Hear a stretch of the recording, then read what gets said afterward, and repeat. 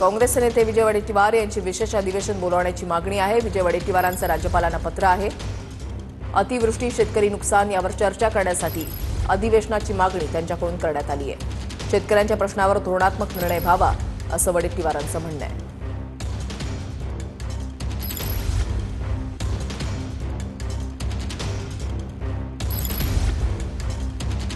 कल्याण खाडीला पूर आल्यानं म्हशींसाठी गोविंदवाडी बायपास हा तबेला बनलेला आहे आणि बायपासवर म्हशी बांधून ठेवल्यानं मोठी वाहतूक कोंडी झाल्याचं पाहायला मिळतंय। रेतीबंदर परिसरामधील वस्त्यांमध्ये आणि म्हशींच्या तबेल्यांमध्ये पाणी शिरलेलं आहे, त्यामुळे म्हशींना बाहेर काढण्याची वेळ आलेली आहे। काल कल्याण डोंबिवलीमध्ये पडलेल्या मुसळधार पावसामुळे अनेक ठिकाणी पूर परिस्थिती निर्माण झालेली।